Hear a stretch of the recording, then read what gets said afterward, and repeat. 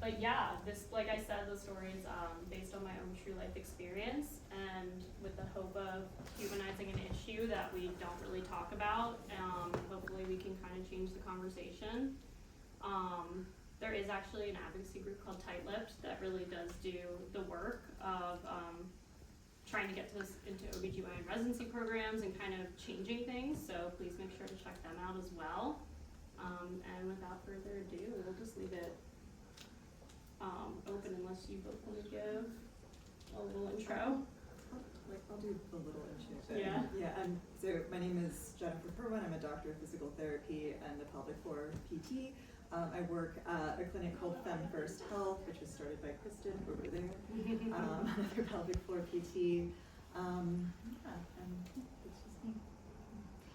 Hi, I'm Riva Preil, also a doctor of physical therapy, also specialize in pelvic floor, and I own Revitalize Physical Therapy, which is practice in Manhattan, Riverdale, and he's got an opening soon in Jersey, Fairlawn.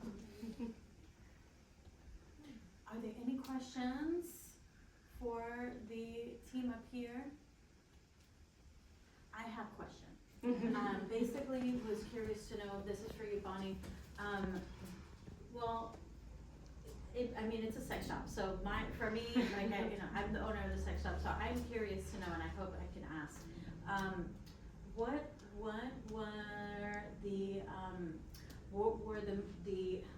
did you feel the very first time that you had intercourse? I'm not saying about the movie, just in general, like what internally did you feel? Was it relief? Was it, what kinds of emotions did you encounter?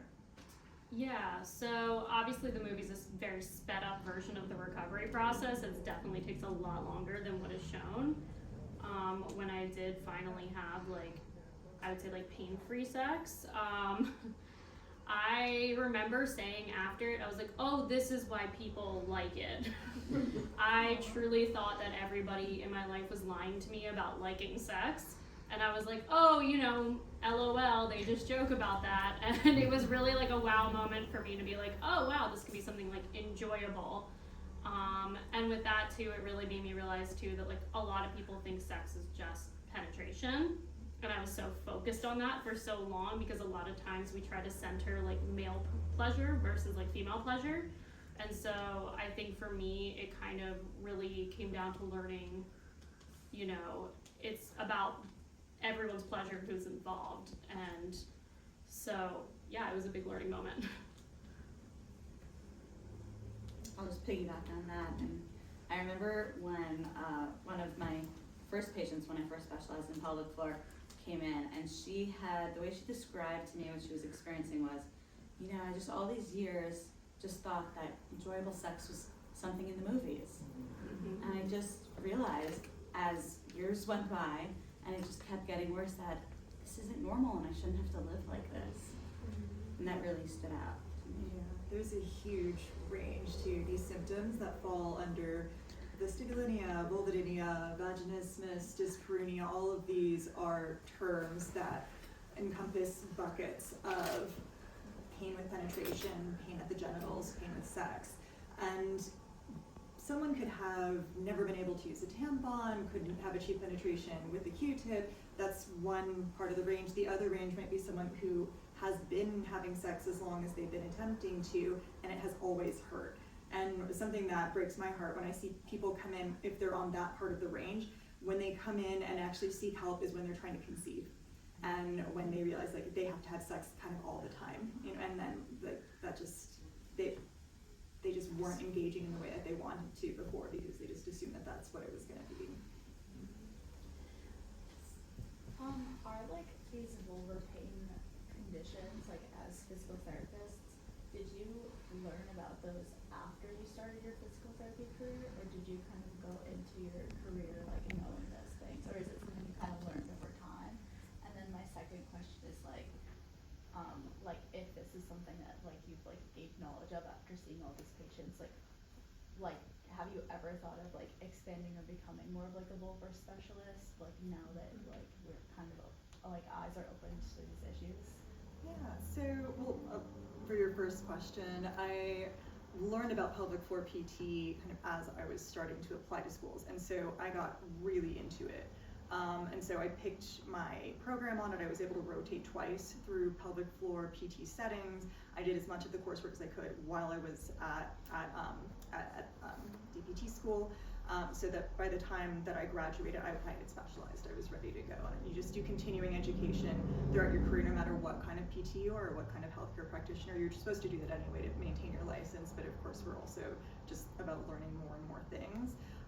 As for specialized, I mean, pelvic PT usually encompasses that. There are some kind of subspecialties that you can kind of look at, but treating vulvodynia, vaginismus, like a lot of these strategies are often going to fall into this bucket. And so I don't want to hide too much, but so there too, I'll kind of do my spiel.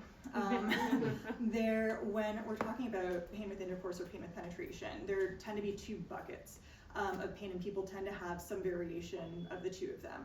One of them is hypertonicity, where the muscle in the vaginal canal, the pelvic floor muscles, they are too tight and they don't have the kind of elasticity or give that you would need in order to have a pain-free or pleasurable experience with penetration. The other side of it is hypersensitivity, where your nervous system basically picks up on a sensation and categorizes it as being an injury when there is no injury. So light touch or even deep pressure within the vaginal canal is not injurious. However, if the person's nervous system picks that up and reads it like, like I have to send this message up and get the attention of the person's frontal cortex and get this decision-making process going so they can get themselves out of the situation, there's no situation to get you out of that. So you have to desensitize. So there are many things that kind of fall under pelvic PT, like even the constellation of symptoms, the UTI that's not a UTI, like if someone's feeling like they have a horrible persistent urination, it burns with AP, and that kind of thing, but they cleared all the infections, that can still fall under something like hypertonicity, hypersensitivity. Not to oversimplify like what you're looking at, but the pelvic floor, the PT perspective is the musculoskeletal one. And so it's not necessarily, the pelvic floor PT is already kind of specialized. You're just sort of looking at all the different constellations of symptoms and the ways you treat them. And then the way that you treat each individual person, whether it's more vulvar, whether it's the deep kind of hitting a wall penetration, the sharpness upon penetration, then those are the parts that get really personalized, and it's based on what the patient tells you and their priorities and how it presents within them. So, Question? Did you want to piggyback on this? There was one more question. happy to piggyback, happy to. I think piggyback. Cool. Yeah. So I think it's actually very interesting that our stories are very different with regards to did we know that we wanted to go into pelvic floor therapy. I didn't even know what it was when I was starting PT school, and I don't think I heard the word vulva maybe outside of like one anatomy class in PT school. And my understanding of what was called then women's health, and now to be more inclusive because men have pelvic floors too, the specialty is now more so referred to as pelvic floor physical therapy. When they called it women's health back in grad school and referenced it, to me that was just incontinence, and I did not care to be dealing with incontinence all day, every day. And little did I know that there was so much more to the specialty than just urinary incontinence. One of my close friends had a traumatic labor and delivery when I was in my last year of PT school, and she said to me one day, Riva, it's so amazing that you're becoming a PT because you'll be able to help women like me. And I was like, no, I wouldn't. I know hips, knees, shoulders, and backs, but I wouldn't know the first thing to do for your postpartum issues. And she says to me, Riva, you should really meet with my pelvic floor therapist because she's changed my life. And I did, and started to realize that there's a lot more to this field than just incontinence. And as fate would have it, the Herman and Wallace Institute, which is, they're my favorite, institute that teaches continuing ed classes for pelvic floor therapy. They were teaching a class several weeks later at Hunter College where I was a PT student, and I was able to take the course for free. And I remember calling my mom after the first day of the course and saying, I found my calling. Fell in love with the specialty, in part because the ability to, first of all, help probably diagnose people who've been suffering in silence for so long, to be able to be that person to find their pain, reproduce their pain, and provide hope that we can fix your pain is extremely, extremely meaningful, and I am so grateful that I'm not happy that my friend had to go through what she went through, but I've told her, your experience is helping so many other people. That's for whatever that's worth. And yeah, just to also piggyback on the hypertonicity, muscular component plus the nervous system component. I think very often they go hand in hand because it's almost like chicken egg, which came first. And very often, if there is this history of pain and people have experienced pain, then anytime they will participate or attempt to participate in an activity that in the past has been associated with pain, then your body wants to protect you. Your body's going to tighten up, you're going to tense up. It's a reflexive response to try to prevent that which it remembers, at least on a muscular level, is painful from happening. So even if you know intellectually you want to be having sex, your muscles are like, no, that hurt in the past. Yeah, and if you like see it in the movie, just to relate it back, when even after she gets the surgery, she still has to do the pelvic floor PT because for so long, everything that was entering was hitting the nerve, so automatically everything here was clenching. And so again, it's that same thing of the muscle memory of like, even though the nerve endings aren't there anymore, it's still hitting that area and your brain automatically associates it. So it's a really hard process sometimes to like disassociate. Question here and then back in the back. Oh, yes, I wanted to hear more about like what you've encountered across generations of either practitioners or patients. Like I think in the movie it showed in like a really sensitive way that like our parents have had their own trauma, but they don't necessarily lead their care by talking about it. Yeah, I'll say what you will about Gen Z, but they are informed, and they when my youngest patients are like 19, but like actually a lot of Barnard students, they have a good OB-GYN up there because they keep getting referred down. But they'll come in saying like, this is a quality of life issue, I deserve to have pain-free sex. Yes. Versus like all of people who in their 50s where they this is not discussed with their friends, they think it's like almost like a cheeky thing that we can talk about these things. Like there's no distribution of information that's informal in that way, which I mean obviously is not that's a huge disadvantage. Yeah, I know. Yeah, I'm very lucky. Obviously my parents, you saw, that's obviously not them entirely, but they were very open with me. And even being open parents, they still didn't know a lot about this because their parents didn't teach them, and it goes back and back. And I remember when having more of these conversations with my mom, finding out she did have cervical cancer. That was a real thing. She's completely okay. But the infection part, what happened is she kept saying after the surgery to get the cancer removed, she's like, it doesn't feel right, I'm not feeling good. And they just kind of dismissed her and sent her home and be like, you're just anxious. And lo and behold, she had like a horrible infection and they caught it within like a few hours. And that's what she did, like pass out and go.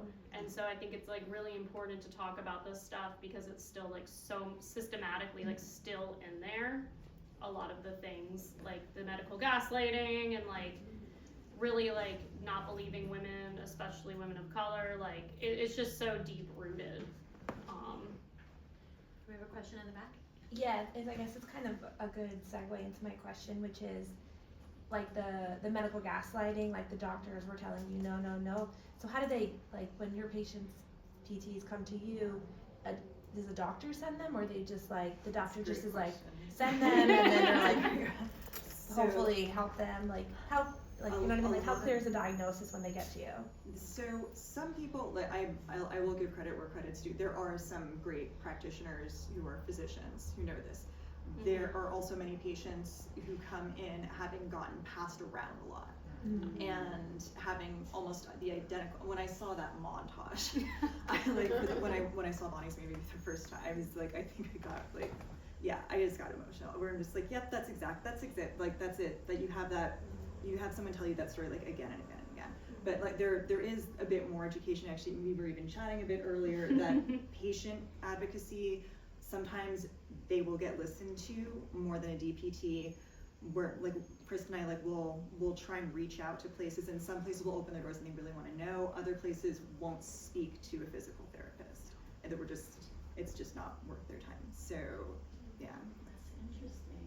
That's interesting. You would think that those two places would walk together hand in hand. Yeah, we have some people that we refer to, but yeah, there are plenty of places that So patients will just come to you and be like, nobody can help, but I'm still in a ton of pain. Yes, even like 2 weeks ago, I had someone come in and was like, she was maybe 24 years old and in this place of like, I'm trying to come to a place of acceptance that I might never be able to have sex, and because this was the feedback she was getting. Mm-hmm. It felt good to tell her that she can. Yeah. Fortunately, thanks to people like Bonnie and Tight Lipped, I'm seeing a trend that there are more and more people coming in through word of mouth, through their friends, which also kudos to anyone who shares about a very private experience that understandably, like, yeah, when your parents published that blog at first, and you're like, what the hell? Like, that made sense for you to not think it was cool. But then you share your story, and it's so inspiring to see that there are more and more people out there who are sharing their stories because they want to help other people, and they don't want other people to have to go through what they went through. So there are a lot more people being referred through friends, word of mouth, and people are educating themselves. We have like pelvic floor influencers on social media, and people are seeing and knowing and Googling and realizing, hey, I think I have vaginismus. I should probably go see a pelvic floor therapist. And that was not the case when I first specialized in my first pelvic floor class was 2008, but I really started doing pelvic floor all day, every day in 2012. I would say I'm a pelvic floor PT, and people would be like, what is that? Yeah. And over the years, I've seen this shift.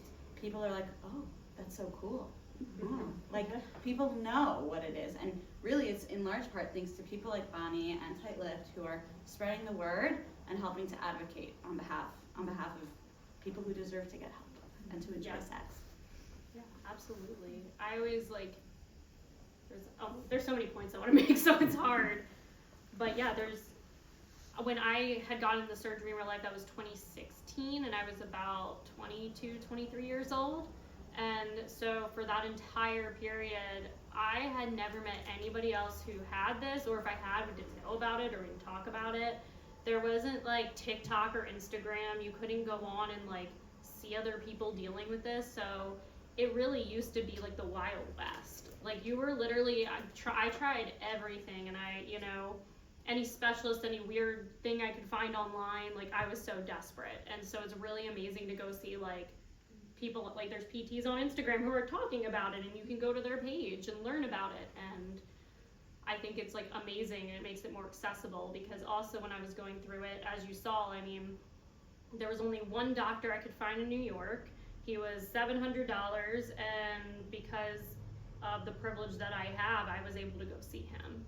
And not everybody has that. So there's a big reason why I look the way I do and am able to tell this story.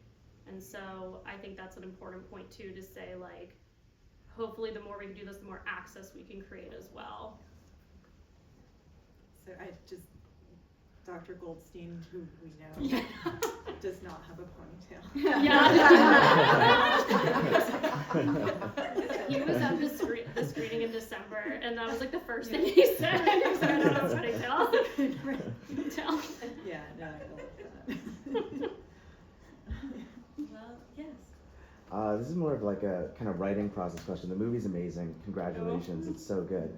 And I think you do such a great job of taking this experience and making a film that really feels educational while also feeling personal, while also being an entertaining, well-told story. I'm just curious, like, it could be very challenging writing from that personal experience. How did you sort of come to the script and find this like really wonderful balance where you really feel like you learn so much, but it never feels didactic?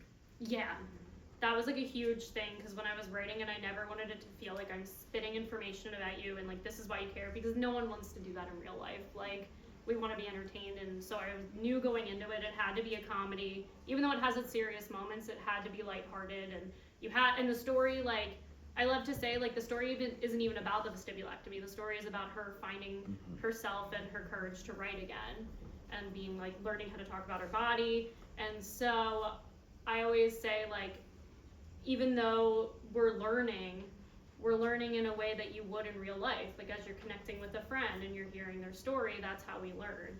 And so when I was writing it, it took me about 8 years to write it. So it started as a television pilot that I wrote, and it was like a sitcom at first, so very different vibes. And then like a lot of the feedback was like people loved the parents and they really wanted to focus on that relationship, which I think was like the best advice I could have gotten. And they were like, change it into a feature. It's gonna do so much better. And I really took it to heart and redid it. And yeah, I think coming from a personal space, there's so many little Easter eggs in there, and like making it very specific is also what helps. Like you feel like these are real people. These aren't just like some random person. Like this could be your friend who's dealing with that. And I think that was really like what I wanted going into it, was like the characters to feel very real.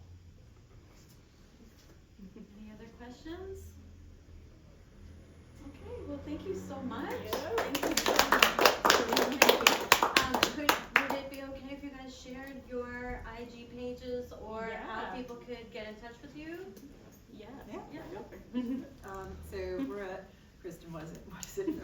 FemFirst Health _ PT, yeah. That's the one. That's on Yeah. Instagram? Yes, Yes. that's on Instagram. And then, I mean, if you know anybody who wants to set up a call, we do free phone consultations if someone thinks that they might benefit from pelvic PT. So there's a way to sign up for that through our website as well, femfirsthealth.com. And where is the location, the brick and mortar? One of our locations is on the Upper West Side, and the other one is closer to Grand Central, Bryant Park. Very good. And on Instagram, Revitalize Pelvic Health, and we also have free phone consults if you know anyone who thinks that they stand to benefit from physical therapy. Our locations are Upper West Side, Riverdale, and we're opening in New Jersey this month.